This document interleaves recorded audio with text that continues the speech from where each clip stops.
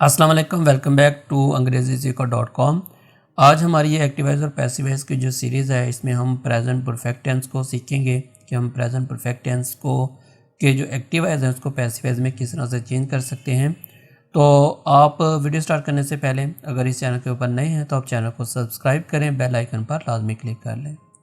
तो स्टार्ट करते हैं अपनी इस वीडियो को। तो सबसे पहले हम इसका फार्मूला देख लेते हैं। तो इसमें जब हम एक्टिवाइज से पैसिवाइज बनाते हैं तो एक्टिवाइज आपका जो एक सिंपल टेंस होता है उसको आप एक्टिवाइज कहते हैं, और उसको जब हम पैसिवाइज में चेंज करेंगे तो उसी का ये फार्मूला है। तो पैसिवाइज को बनाने के लिए हम सबसे पहले न्यू सब्जेक्ट को फिक्र के शुरू में लेके आते हैं। न्यू सब्जेक्ट के बाद उसी टेंस से रिलेटेड जो भी आपका हेल्पिंग वर्ब होगा हम उसको यूज़ करेंगे। तो प्रेजेंट परफेक्ट टेंस में हैज़ बीन और हैव बीन का इस्तेमाल किया जाता है, और वर्ब की थर्ड फॉर्म को इस्तेमाल किया जाता है, और उसके बाद वर्ब की थर्ड फॉर्म के साथ बाय का इजाफा किया जाता है। मैंने आपको पिछली वीडियोस में भी बताया था कि जब भी हम पैसिवाइज में तब्दील करते हैं आपका ये फार्मूला सेम रहेगा, जस्ट जो तब्दीली होगी वो आपके यहाँ पर हेल्पिंग वर्ब में होगी। आप जिस भी टेंस का पैसिवाइज बना रहे हैं उसी टेंस से रिलेटेड आप हेल्पिंग वर्ब को यूज़ करेंगे। अब हम इसके रूल्स देख लेते हैं। इसके सादा जुमलों में फेल की तीसरी हालत इस्तेमाल होती है। तो आपको पता है कि प्रेजेंट परफेक्ट टेंस में हमेशा फेल की तीसरी हालत इस्तेमाल होती है। अगर आपने प्रेजेंट परफेक्ट टेंस को आपको नहीं बनाना आता तो आप इसकी वीडियो देख सकते हैं। इसका जो लिंक है वो आपको ऊपर आई बटन में मिल जाएगा, तो आप इस वीडियो को भी वॉच कर सकते हैं।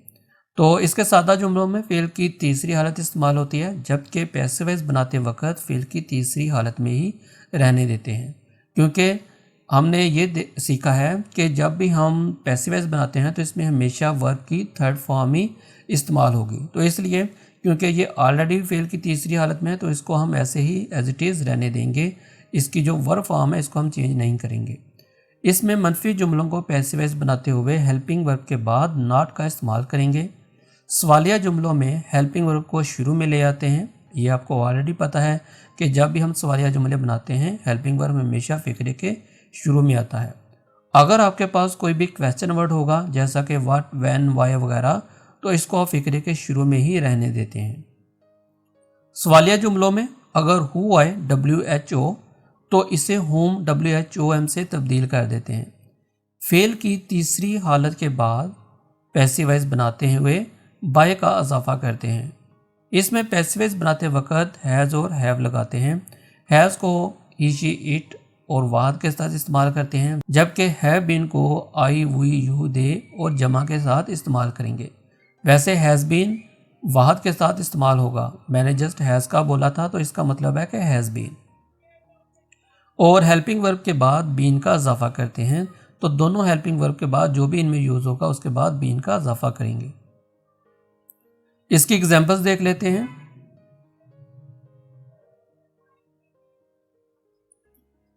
He has eaten an apple. वो एक सेब खा चुका है। An apple has been eaten by him. एक सेब इससे खाया जा चुका है। You have completed task. तुमने टास्क मुकम्मल कर लिया है। Task has been completed by you. Task तुमसे मुकम्मल कर लिया गया है। टास्क होता है कि कोई भी काम आपको दिया जाता है तो आप उसको कंप्लीट कर लेते हैं। एक ख़ास काम ख़ास वक्त में आपने करना है तो उसको आप टास्क बोलेंगे। We have played football. हमने फुटबॉल खेल लिया है। Football has been played by us. Football हमसे खेला जा चुका है। Iram has taken her lunch. Iram ने अपना दोपहर का खाना खा लिया है। Her lunch has been taken by Iram. इसका दोपहर का खाना इरम से खाया गया है, या दोपहर का खाना इरम से खाया गया है। प्रेजेंट परफेक्ट टेंस में नेगेटिव सेंटेंसेस या मनफी जुमले बनाने के लिए हम नॉट का इस्तेमाल करते हैं हेल्पिंग वर्ब के बाद। आप यहाँ पर देख सकते हैं हैज़ नॉट बीन या हैव नॉट बीन का यूज़ करेंगे। हैज़ नॉट बीन को हम ही, शी, इट और वाहद के साथ इस्तेमाल करते हैं, जबकि हैव नॉट बीन को हम आई, वी, यू, दे और जमा के साथ इस्तेमाल करते हैं।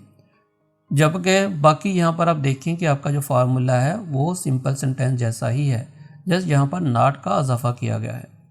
तो इसकी भी हम एग्जांपल्स देख लेते हैं। They have not drunk Pepsi, वो पेप्सी नहीं पी चुके हैं। Pepsi has not been drunk by them, Pepsi इनसे नहीं पी गई है। Ali has not finished work, Ali ने काम ख़त्म नहीं किया है। Work has not been finished by Ali, काम अली से ख़त्म नहीं हुआ है। इंटेरोगेटिव सेंटेंसेस या सवालिया जुमले बनाने के लिए प्रेजेंट परफेक्ट टेंस में हम हेल्पिंग वर्ब को फिक्रे के शुरू में लेके आते हैं।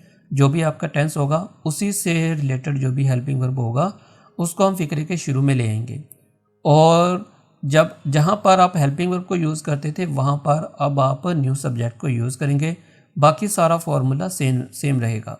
मतलब कि पहले हमारा न्यू सब्जेक्ट स्टार्ट में होता था, अब हम हेल्पिंग वर्ब को उठाकर स्टार्ट में ले हैं, जबकि जो हमारा न्यू सब्जेक्ट था उसको उठाकर हम हेल्पिंग वर्ब की जगह लेके आए हैं। तो बस यही इसमें फ़र्क है कि आप हेल्पिंग वर्ब को हमेशा फिक्रे के शुरू में लेके आते हैं। तो इसकी एग्जांपल्स देख लेते हैं हम। हैज़ ही वाटर्ड प्लांट्स, क्या वो पौधों को पानी दे चुका है। Have plants been watered by him, क्या इससे पौधों को पानी दिया जा चुका है। Have I written a letter, क्या मैं ख़त लिख चुका हूँ। Has a letter been written by me, क्या ख़त मुझसे लिखा जा चुका है। Why have you washed clothes, तुमने कपड़े क्यों धो लिए हैं।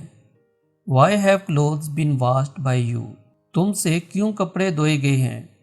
इंटेरोगेटिव नेगेटिव सेंटेंसेस, तो प्रेजेंट परफेक्ट टेंस में इंटेरोगेटिव नेगेटिव सेंटेंसेस या सवालिया मनफी जुमले बनाने के लिए हम इसमें भी नॉट का इजाफा करते हैं, लेकिन यहाँ पर नॉट का इजाफा हम न्यू सब्जेक्ट के बाद करेंगे।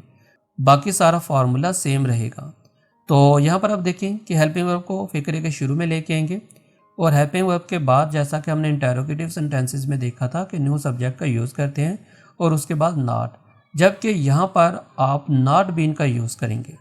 तो इसको एग्जाम्पल से समझ लेते हैं। Has he not watered plants, क्या वो पौधों को पानी नहीं दे चुका है। Have plants not been watered by him, क्या इससे पौधों को पानी नहीं दिया जा चुका है। Why have you not washed clothes, तुमने कपड़े क्यों नहीं धो लिए हैं। Why have clothes not been washed by you, तुमसे कपड़े क्यों नहीं धोए गए हैं।